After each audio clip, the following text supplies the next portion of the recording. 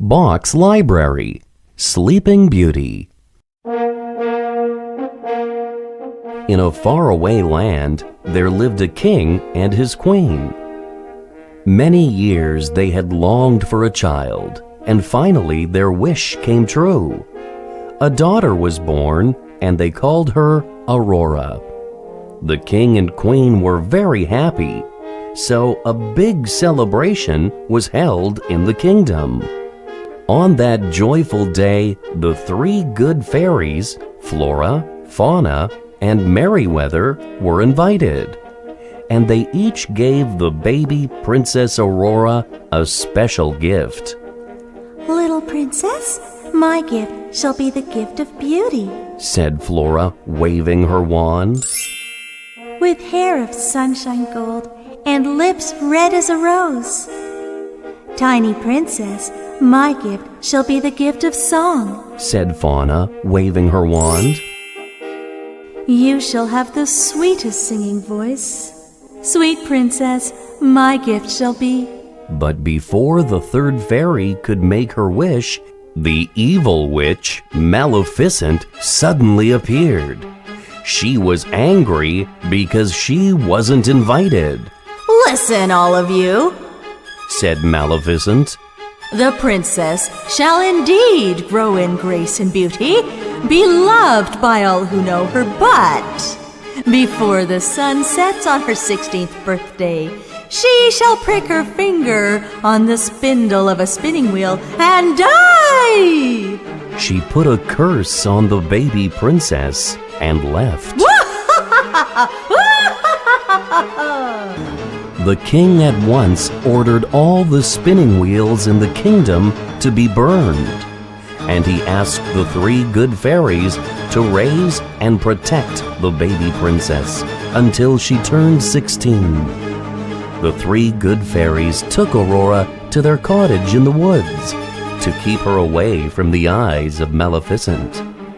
To fully protect her, they even changed her name to Briar Rose. With love, the three good fairies cared for the princess as if she were their own daughter. For 15 years, they kept her hidden in their cottage in the woods. Rose grew into a very beautiful young lady with shining blonde hair, rose-red lips, pretty eyes, and a beautiful singing voice. On the afternoon of Rose's 16th birthday, the good fairies sent her to pick berries. They wanted to plan a special surprise for her before returning her to the king and queen at sunset. Aurora was singing while she was picking berries. She had the voice of an angel, and the woodland animals came to listen. She told them her dream of meeting a handsome stranger and falling in love. Nearby, Prince Philip was out riding in the woods. Hearing Aurora's beautiful singing, he followed the voice and met Aurora. "Ah, a stranger!" Aurora was shocked and backed away. Prince Philip called after her. "But I'm not a stranger. We've met before. Once upon a dream." Looking at him closely, Aurora felt that she really did know him. His smile made her trust him, and she held his hand as they danced and walked through the forest. They knew in a moment that this was a love as strong and true as one could ever be. "I need to go. Goodbye," said Aurora. "When will I see you again?" asked Philip. "This evening." said Aurora. "Where?" asked Philip. "At the cottage in the forest." Aurora was calling back while running away. "Aunt Fauna, Flora, and Merryweather," Aurora called when she returned to the cottage. "Where is everybody?" "Surprise!" shouted the three fairies. "Happy birthday!" "Oh, you darlings," said Aurora happily. "This is the happiest day of my life." She told the good fairies who she had met in the woods, what they did, and how she felt about Philip. She's in love, said Fauna. Oh no, Shouted Flora. this is terrible. Cried Merriweather. Why, after all, I'm 16. Said Aurora unhappily. As they explained that she was a princess and she was going to return to her castle at sunset, Aurora fell into despair. She thought that she would never see her love again.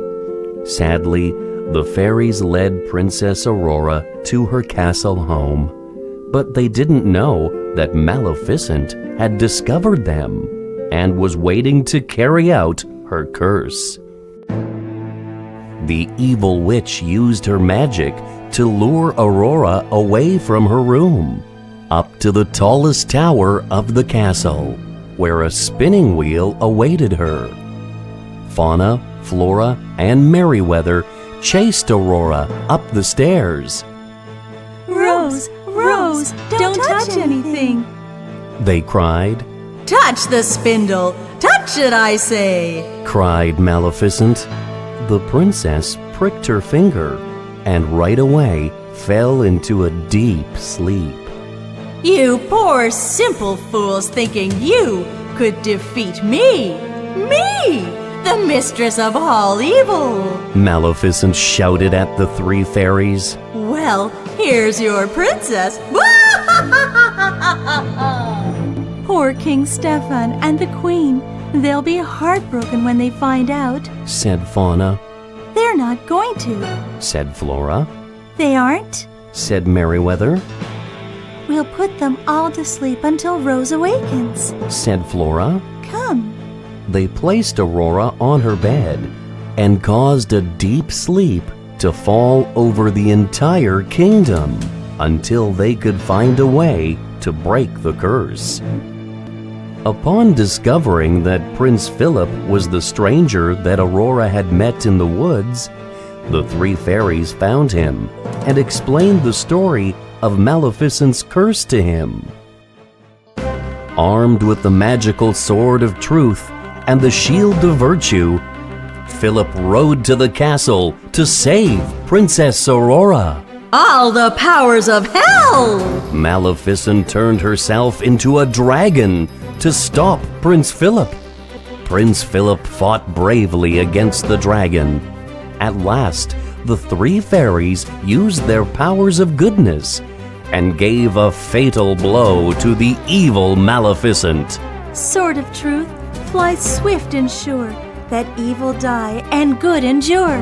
The sword, blessed by the three fairies' magic, was plunged into the dragon's heart and killed Maleficent.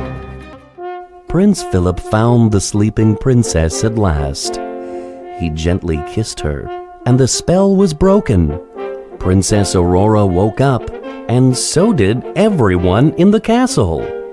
The three fairies danced with pleasure, knowing that their beautiful Briar Rose would live happily ever after.